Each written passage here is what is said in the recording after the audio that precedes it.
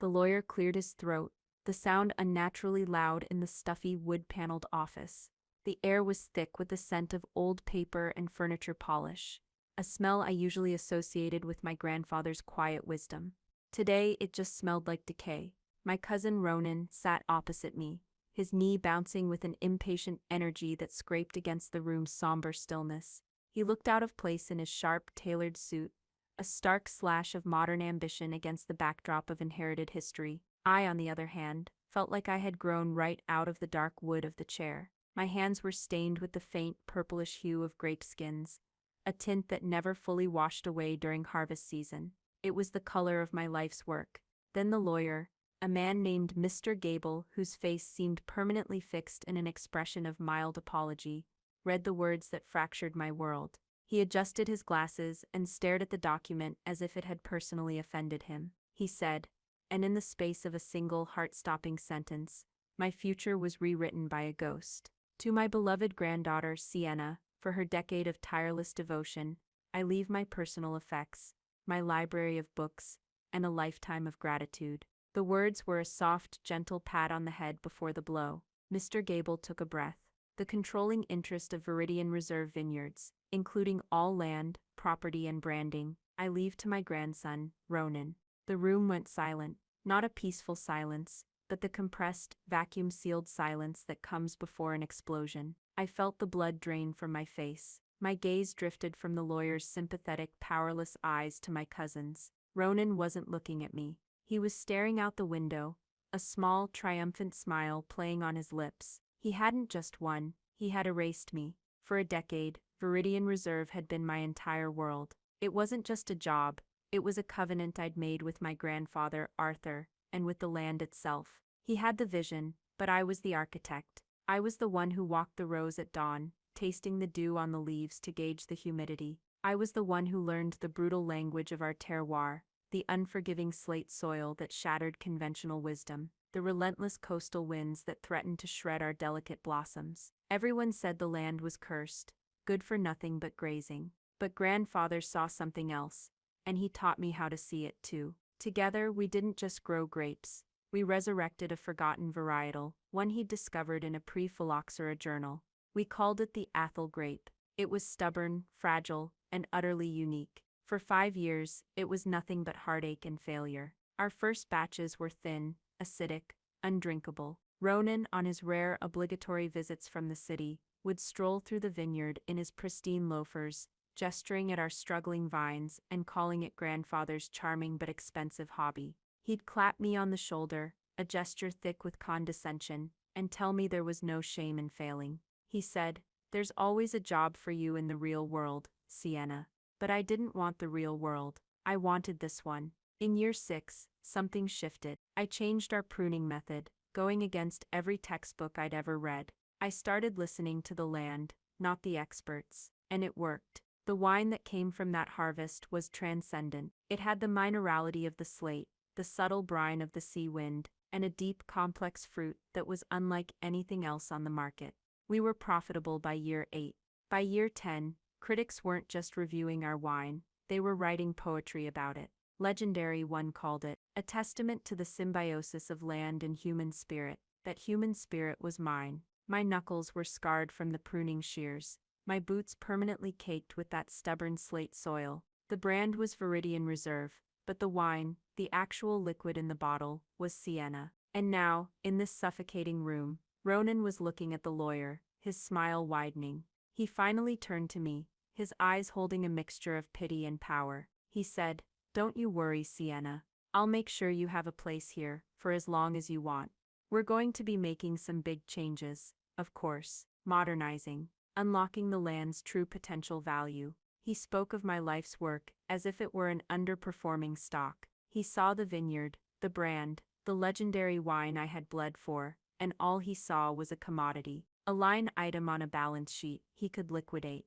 The betrayal wasn't just in my grandfather's will, it was in my cousin's eyes. He thought he had won it all. He thought the game was over. He was wrong. The game was just beginning. I left the lawyer's office in a daze. I don't remember walking to my truck or starting the engine. The first thing I clearly recall is the feeling of the worn leather of the steering wheel beneath my hands, the engine a low grumble that vibrated through my bones. I drove without a destination, the familiar country roads blurring into a watercolor of greens and browns. The world outside the windshield felt muted, like the sound had been turned down. My own breathing was loud in my ears. I saw Ronan's face, that smug, self-satisfied look, and a cold, heavy stone settled in my gut. It wasn't anger, not yet. It was a profound, hollowing grief. I found myself parked at the scenic overlook on Ridge Road, the one place you could see the entire valley spread out below. There it was, Viridian Reserve, my vineyard. From up here, it was a perfect ordered tapestry of emerald green rose, stitched onto the gray slate hills. It looked peaceful, eternal, but I knew the truth. I knew the struggle in every single vine, the fight against blight, against frost, against the wind. I knew its secrets, I knew its soul, and it had just been stolen. That's when the dam broke. The professional composure I had maintained in that office, the mask of calm acceptance, it shattered. A single hot tear traced a path through the dust on my cheek, and then another, and another. It wasn't a loud, theatrical breakdown. It was a silent, gut-wrenching implosion. 10 years, a decade of my life, from my early 20s to my early 30s, poured into that soil. Every sacrifice, every missed wedding, every skipped vacation, every relationship that withered from neglect, because the vineyard always came first. For what? To be a footnote in my own story. To be graciously offered a place in my own home by a man who thought terroir was a type of small dog. My mind spiraled backward, grasping for context, for a reason. I remembered the early days, walking the barren fields with grandfather Arthur. He was a titan then, his hands gnarled but strong, his eyes sparkling with a conviction that bordered on madness. He'd crumble the slate soil in his palm and tell me, "Everyone sees rock, sienna, you have to see the minerals. Everyone feels the wind, you have to feel the cooling effect on the grapes." He wasn't just teaching me viticulture, he was teaching me a different way of seeing the world.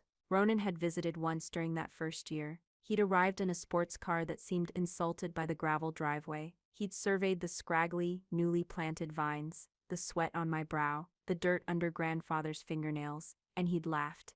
Not a cruel laugh, but something worse, a dismissive, pitying one. He'd called it a noble money pit and spent the rest of his visit on his phone, negotiating some soulless tech deal. He couldn't see the potential, he only saw the cost. My thoughts jumped forward to the breakthrough. Year 6, the harvest moon was high and bright, and the air was crisp with the promise of autumn. Matteo, our vineyard manager, who had worked for my grandfather for 40 years, stood beside me. He was a man of few words, his face a roadmap of sun and worry. We were testing the juice from the first press of the Athol grapes. For 5 years, that first taste had been a familiar disappointment, but this time it was different. An explosion of flavor, complex, layered, alive. I looked at grandfather, and he had tears in his eyes. He put his hand on my shoulder, and his voice was thick with emotion. He said, "You did it, kid. You listened." That night, the 3 of us and our small crew of 4 field hands sat on the porch of the main house, drinking the unfiltered, unaged wine from mason jars, not caring that it was uncivilized. We were celebrating a miracle. We had created life from stone. Then my mind drifted to Alara. Alara Vance was the lead sommelier at one of the country's most exclusive restaurants, a gatekeeper of taste. She had come to our vineyard on a whim, dragged along by a distributor who was trying to humor my grandfather. I remember the look on her face as she stepped out of her car, pure, unadulterated skepticism. She saw our small, rustic setup, a world away from the grand chateaus she was used to. I led the tasting myself. Grandfather was having a bad day, his bones aching. I poured her our first bottled vintage of the Athol. She swirled the glass, her expression unreadable, professional. She raised it to her nose, and her eyebrows shot up, just a fraction, but I saw it. She took a sip, and she just stopped. She closed her eyes. The entire world seemed to fall away, and there was only her and the wine. She opened her eyes and looked right at me. Not at the bottle, not at the label, at me. She said, "Who are you?" It wasn't a question about my name, it was a question about my art. That was the day I found more than a champion for our wine. I found a friend. Alara became our fiercest advocate. She understood that Viridian Reserve wasn't just a brand my grandfather owned. She told me once, over a late-night phone call, Arthur may have found the sheet music, Sienna, but you're the one conducting the orchestra. She saw me. When the world saw an old man's folly, and his devoted granddaughter, she saw a partnership of equals, and then increasingly, she saw me as the driving force. Sitting there in my truck, the engine now cold, a specific memory resurfaced with a painful clarity. It was from about 6 months ago. Grandfather was frail, confined mostly to his armchair by the fire, but his mind was still sharp as a tack. The success had changed nothing between us, but it had made him more reflective. One evening, he called me over. His voice was thin, like dry leaves skittering across pavement. He said, "Ronan has been calling, asking questions about the financials, about the land value. The boy has a calculator where his heart should be." I told him it was just Ronan being Ronan, but I saw the worry etched deep in the lines on his face. Then he reached into the drawer of his side table and pulled out a heavy, ornate, old-fashioned iron key. It was black with age, intricately worked. "This was for the original pump house," he said. "The one down by the creek we haven't used since I was a boy." He called it his first library. His voice dropped to a whisper. He said, "The name on the bottle is just ink, Sienna. The soul is in the root. Remember that." He pressed the key into my palm, his skin cool and papery against mine. He told me, "Keep this safe. Don't speak of it." I thought it was just a sentimental, slightly cryptic gift, a relic from his past. I squeezed it in my hand then, and I could feel its cold, hard reality in my palm now, in the cab of my truck. I finally drove back to my small cottage at the edge of the property, the one tucked away behind a stand of old oaks. An email was waiting for me. It was from Ronan. No personal greeting, just a subject line, Operational Transition Viridian Reserve. It was a cold corporate document, outlining his immediate plans to bring in a consulting team to assess and optimize all operations. It mentioned a strategic review of all assets. It was a language of erasure. My 10 years of work, my intuitive understanding of the land, were about to be optimized by suits who thought a vineyard could be run on a spreadsheet.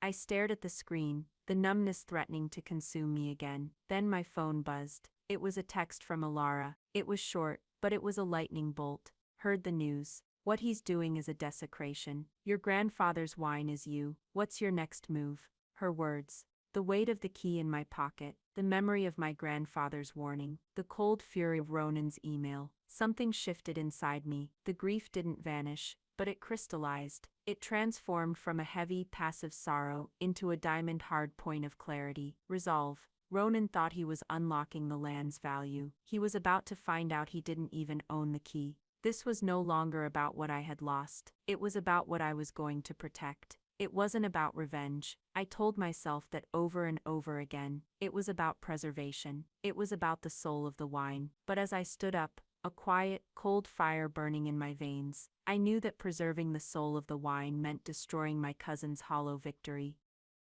The first step was to understand what grandfather had truly given me. The key felt heavy in my pocket, a tangible link to a past I didn't fully comprehend, and a future I was about to build. The old pump house stood at the farthest, most neglected corner of the property, half swallowed by overgrown ivy and shadowed by a canopy of ancient sycamores.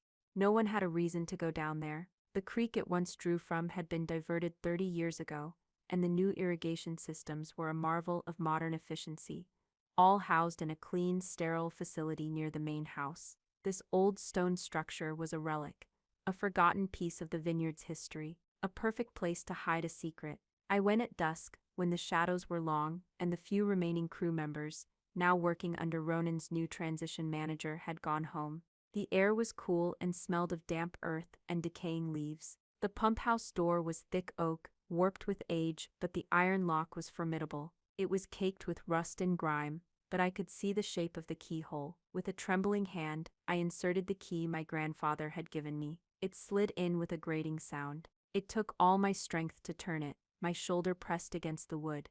The lock resisted, groaned, and then with a loud, definitive clunk, it gave way. The door swung inward on protesting hinges, revealing a pocket of cool, musty darkness. I flicked on the flashlight on my phone, the beam cutting through the thick, still air. The inside was small, no bigger than a walk-in closet. Cobwebs laced the corners like macabre decorations, but this wasn't just an abandoned pump house. Against the far wall, where the pump machinery should have been, was another door. a modern climate-controlled insulated door with a simple keypad lock. My heart hammered against my ribs. This was his library. Taped to the wall beside the keypad was a small yellowed envelope with my name Sienna, written in his familiar spidery script. I tore it open. Inside was a single sheet of paper. It wasn't a letter full of sentiment. It was classic Arthur, practical, direct, and a step ahead of everyone else. It contained a 6-digit number and a short sentence. The soul is in the root. The future is in your hands. I punched in the numbers. A green light blinked, and with a soft hiss of released pressure, the heavy door unsealed. The air that wafted out was cool, clean, and smelled of earth and life. The space within was a revelation. It wasn't a wine cellar in the traditional sense, filled with dusty bottles. While one wall did hold a small, carefully curated collection of our best vintages, our legendary years, the main focus of the room was something else entirely. Under soft purple-hued grow lights, arranged on pristine metal shelves, were dozens of small potted vines. They were vibrant, their leaves a healthy deep green. Each pot was labeled with a number and a date. At the center of the room, on a simple wooden workbench, lay a thick, leather-bound journal. This was it. This was the heart of Viridian Reserve, not the sprawling acres of land, not the state-of-the-art production facility, not the award-winning brand. It was this small hidden nursery. These were the mother vines, the original genetically pure Athel vines from which every single plant in our vineyard had been propagated. They were the source, the alpha and the omega of our wine. My hands shook as I opened the journal. The first half was a detailed chronicle of his decades-long search for the Athel grape, filled with botanical drawings and notes on genetic markers. The second half was a meticulous record of this hidden nursery, but tucked into a pocket on the inside back cover was what truly mattered. It was a thick, formal document, embossed with the seal of a notary, and signed by my grandfather and 2 witnesses I didn't recognize. I read it once, then twice, my mind struggling to grasp the scale of his foresight. It wasn't part of his will. It wasn't a business asset. He had structured it as a private, intellectual, and biological property transfer. The document, legally sound and ironclad, granted me, Sienna Allister, the sole, exclusive, and perpetual rights to the Athel grape varietal, identified by its specific genetic markers detailed in the journal. It gave me the exclusive right to own, cultivate, and propagate its genetic material. It was a biological patent, a living deed. He had legally separated the soul from the body. Ronan owned the land, the buildings, the brand name. But I, and I alone, owned the wine. A slow smile spread across my face. It wasn't a happy smile. It was the smile of a predator. Grandfather hadn't disinherited me. He had armed me. He had given me a weapon so subtle, so brilliant, that Ronan wouldn't even know he was wounded until he had already bled out. My first call wasn't to a lawyer. It was to Matteo. I found him where he always was, walking the rows, his shoulders slumped in a way I'd never seen before. The new consultants had been by. They'd walked the vineyard with iPads, talking about yield maximization and automated harvesting solutions.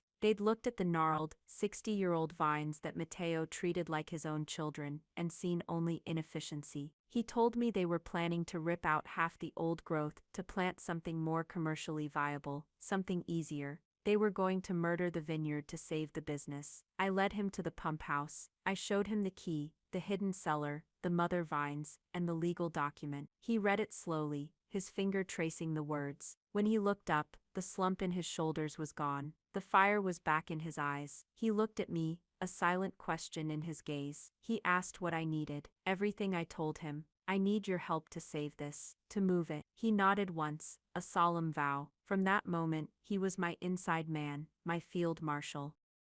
My next call was to Alara. I laid it all out for her over a crackling phone line. The hidden cellar, the mother vines, the propagation rights. There was a long silence on the other end, and then she let out a low whistle. She said that magnificent old man, he didn't just play chess while Ronan played checkers. He built a whole new board. She immediately understood the strategic implications. She didn't just offer support, she became my strategist. She said, "Okay, here's what we do. You need a new home for those vines, and you need it yesterday. There's a plot of land I've known about for years, over in the old Cypress Ridge. The soil is slate and shale, even more challenging than Viridian. Everyone thinks it's cursed, just like they thought your grandfather's land was. It's perfect. It's for sale, and it's cheap. I told her I had savings, but not enough. She cut me off. She said, I have investors who don't invest in land, they invest in talent. Let me make some calls. You focus on the arc, that's what it became. For the next 3 weeks, while Ronan was busy whining and dining the developers from a company called Elysian Horizons, showing off my vineyard, Matteo and I mounted a silent, clandestine operation.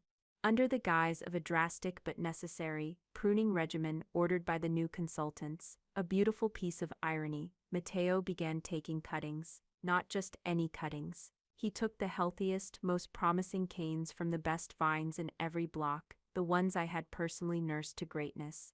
Every night, we worked by moonlight. I'd meet him at the edge of the property with my old beat-up truck. We'd load the precious cuttings, wrapped carefully in damp burlap, and I would drive them 2 hours to a small rented greenhouse. Alara had secured for me a temporary nursery. We were building a genetic library, a lifeboat for the soul of Viridian Reserve.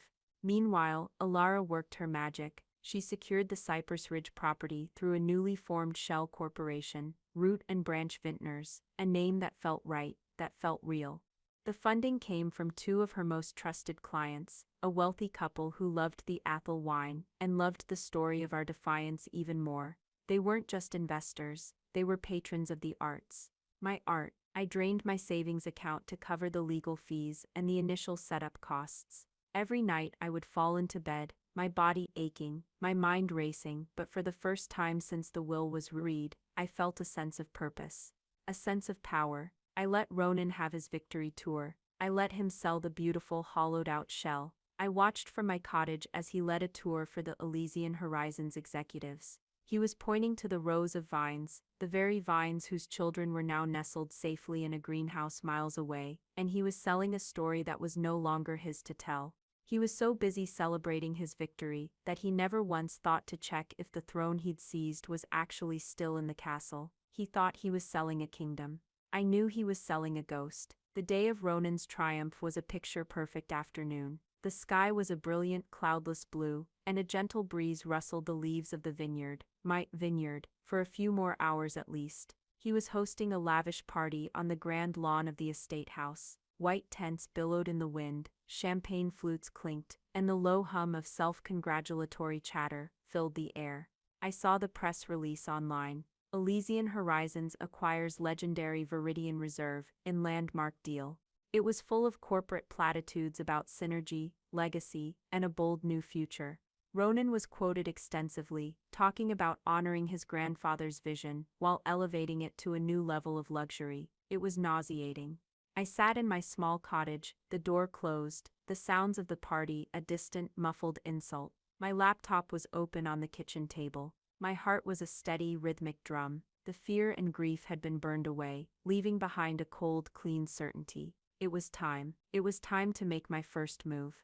I had spent the last week with Alara, curating a list. It wasn't a list of our biggest buyers in terms of volume. It was a list of the true believers. The top sommeliers who understood the nuance in every bottle, the boutique distributors who had built their reputations on authenticity, the most influential wine critics and journalists who had championed us from the beginning.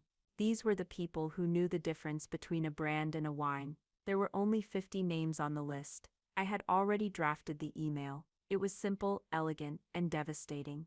The subject line was "The Soul of the Vine, the Next Chapter." The body of the email was short. It announced the launch of Athol by Sienna. It didn't mention Viridian Reserve. It didn't mention Ronan. It didn't need to. The name Athol was ours, part of the intellectual property grandfather had left me. The email spoke of authenticity, of continuation, and of the unbreakable bond between a winemaker and her terroir.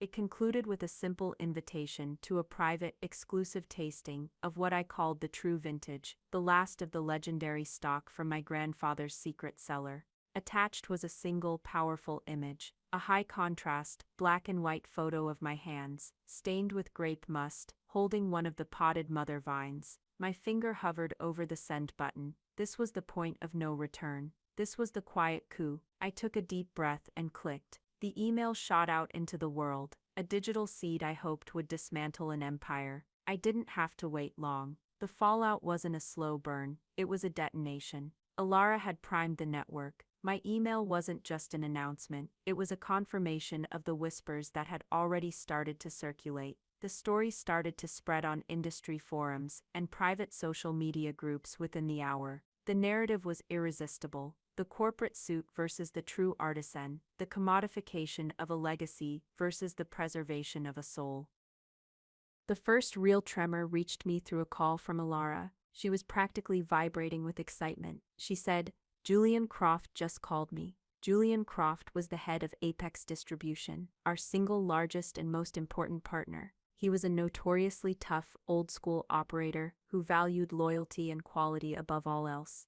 According to Alara, Julian had called Ronan directly, right in the middle of his party. I can just picture it. Ronan, flush with victory, a glass of champagne in his hand, taking a call from his most important distributor, expecting congratulations. Julian, in his gravelly, no-nonsense voice, had congratulated him on the sale and then asked a simple question. "So Ronan, about the allocation for the next vintage of Ethel, we'll need to increase our order by 30%. The demand is unprecedented." Ronan, full of bluster, would have puffed out his chest. He would have assured Julian that under his new, more efficient management, production would be more robust than ever, better, even. And then Julian Croft delivered the kill shot, a question so simple, so obvious, it was a masterpiece of strategic destruction. He asked, "And how exactly are you going to do that?" Ronan would have been confused.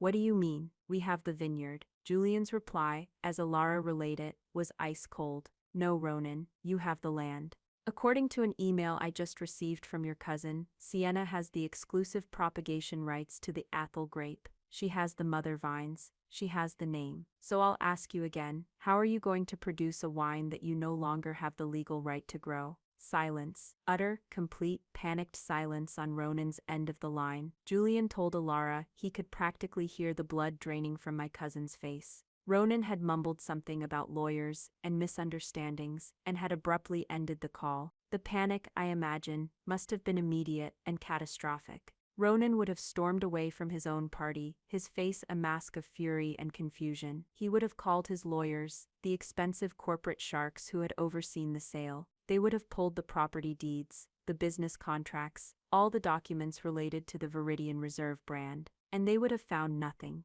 Because the document that mattered, the one giving me ownership of the Ethel grape itself, was never part of the business. It was a private transfer between a grandfather and his granddaughter. It was a ghost in their machine. After a frantic hour of searching, his lawyers would have had to deliver the humiliating truth. The document was real, it was legally binding, and it was not theirs to contest. He had bought a house and forgotten to check if the keys were included in the sale. The next call he made would have been to the CEO of Elysian Horizons, the luxury developer. That conversation must have been a spectacular implosion. Elysian hadn't just bought acres of dirt, they thought they were buying a story, a legend. Their entire marketing strategy was built around the legendary Viridian Reserve Ethel wine. They had bought a globally recognized brand, only to discover that the brand was now an empty vessel. The wine that gave the brand its value could no longer be produced there. They had paid a premium for a pedigree, and Ronan had delivered a mutt. The legal threats from their side would have been swift and brutal. Ronan was trapped. He was standing in a vineyard full of grapes he couldn't legally propagate for future vintages. The existing vines would produce for years, of course, but he couldn't expand, he couldn't replace aging plants, he couldn't legally use the name Ethel on his bottles. He owned a factory that was legally barred from producing its signature product. He was the king of a barren kingdom. Matteo confirmed the chaos the next morning. The consultants were in a panic. The transition manager was screaming into his phone. All work on the vineyard had been halted. They were trying to access the propagation records, the detailed logs I had kept of every graft, every planting. They wanted to find an alternative supplier for the Ethel grape, but the records were gone. Matteo had secured my original handwritten journals. The digital copies on the server had been wiped from my computer the day I left. The only existing records showed that all vines were propagated on-site from a source that was now my exclusive legal property. They were chasing a shadow. The silent takeover was complete. I hadn't fired a shot, but my enemy's fortress was crumbling from the inside out. The power shift was not a gradual incline, it was a seismic event. The foundation of Ronan's new empire, built on the sand of a stolen legacy, collapsed almost overnight. My private tasting for Athol by Sienna became the most sought-after invitation in the wine world. I held it not in a grand hall, but in the raw, unfinished space of what would become my new tasting room at Root and Branch Vintners. The walls were bare plywood. The lighting was temporary, but the room was filled with the 50 most important people in the industry. I didn't give a speech. I didn't tell a story of betrayal. I just let the wine do the talking. I poured the last of the 2018 vintage, the year the critics had called legendary, the wine I had personally overseen from bud to bottle. It was a vintage my grandfather had insisted on setting aside in his private cellar for me. He'd told me, a winemaker always needs a library of their best work, to remind them who they are. As I poured, I could feel his presence in the room. The silence as they tasted was deafening. It was the silence of reverence. Then the explosion of conversation, the excited chatter, the scribbling of notes. The story was out, and having the actual wine in their glasses, the undeniable proof of my art, sealed it. This wasn't just a legal victory, it was an artistic one. The narrative was cemented. Ronan had the label, but Sienna had the soul. The exodus began the very next day. Julian Croft of Apex Distribution formally terminated his contract with Viridian Reserve, citing a material breach of supply. In his termination letter, a copy of which was leaked to a prominent wine blogger, he stated that his company's reputation was built on authentic products, and the new Viridian Reserve could no longer guarantee that. He then publicly announced an exclusive distribution deal with Athol by Sienna, sight unseen, for all future vintages. That single act opened the floodgates. One by one, the top restaurants, the exclusive retailers, the private collectors, they all followed suit. Alara's restaurant was the most public. She issued a press release that was a masterpiece of polite, professional demolition. It announced that they would be removing Viridian Reserve from their wine list and would be honored to feature Athol by Sienna as their premier offering, reaffirming their commitment to winemakers who represent the pinnacle of authentic terroir-driven viticulture. She didn't have to mention Ronan by name. The entire industry knew who she was talking about. They weren't just clients defecting, they were taking a moral stand, and they were all coming to me. I wasn't poaching them. I had simply built the only lifeboat, and the ship they were on was sinking.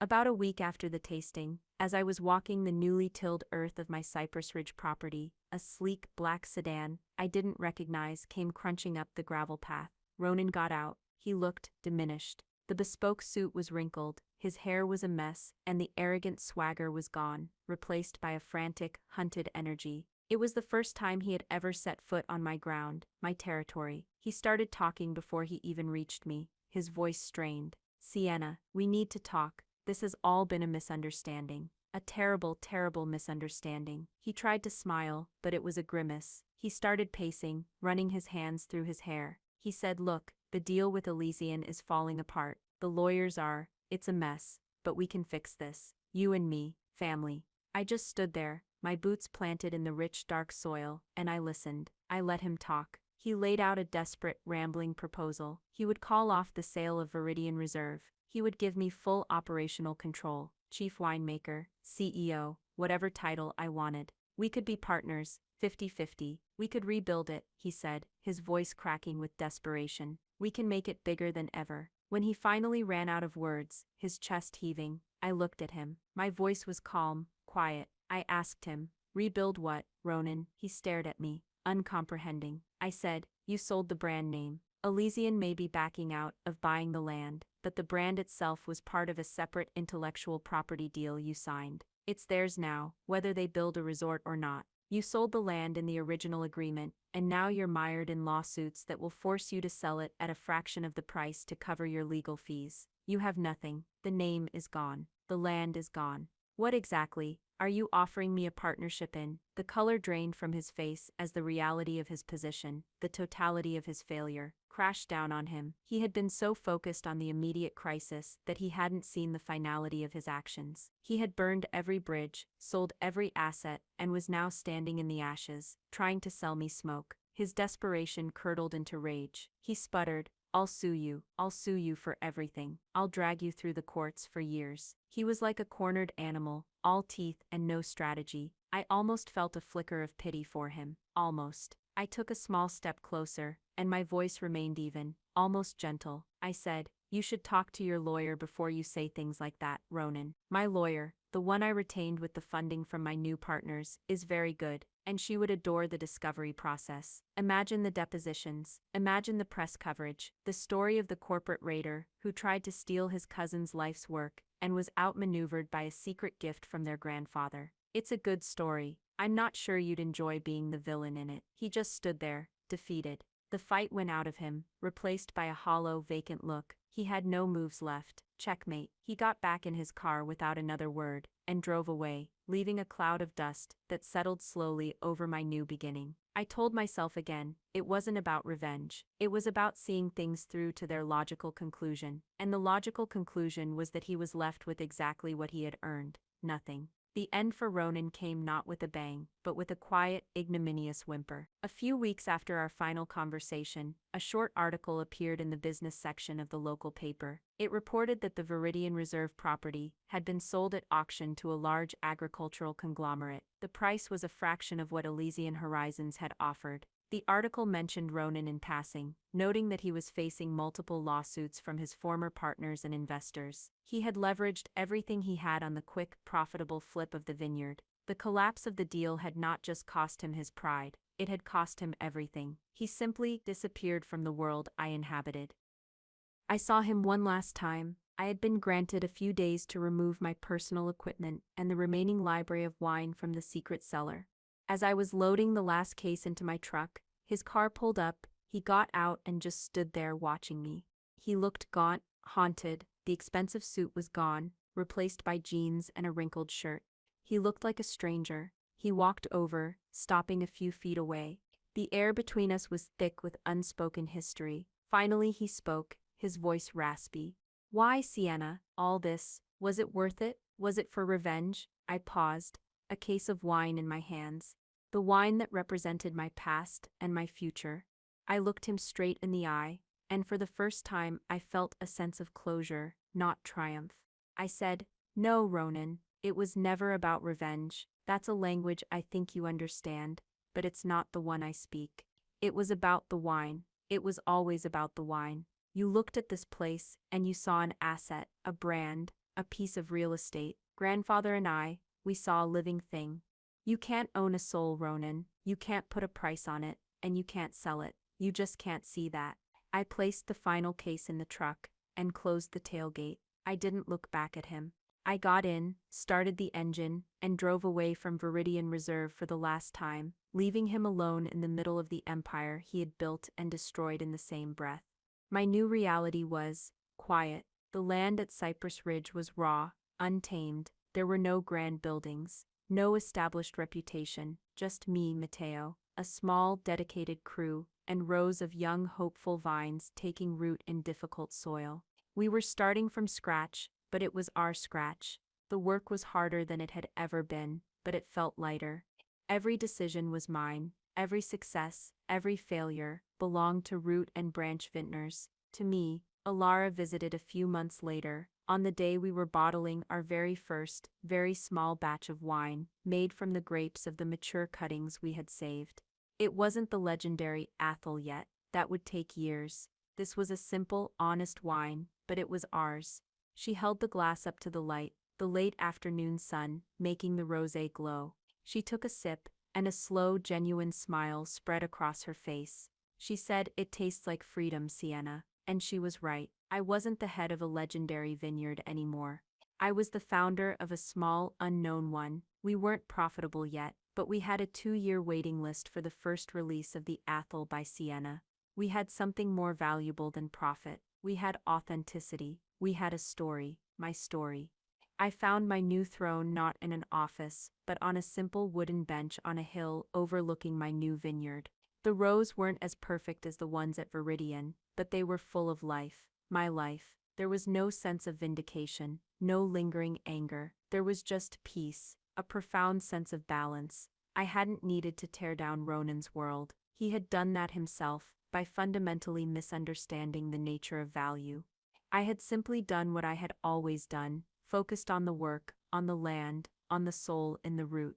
I hadn't seized power. I had simply taken back my own. In my new tasting room, which is still little more than a clean, well-lit barn, there's only one thing hanging on the wall. It's not an award or a glowing review. It's a simple black frame. Inside is the piece of paper my grandfather gave me with the key, the note that changed everything. His familiar spidery handwriting is a daily reminder. The soul is in the root. The future is in your hands. He knew that true ownership isn't a deed or a title. It's the work of your own two hands. For a decade I poured my life into someone else's legacy, a legacy I thought I was simply a custodian for, a legacy I thought I would one day inherit. But the truth is, you can't inherit authenticity. You have to build it, from the ground up, with your own sweat and your own heart.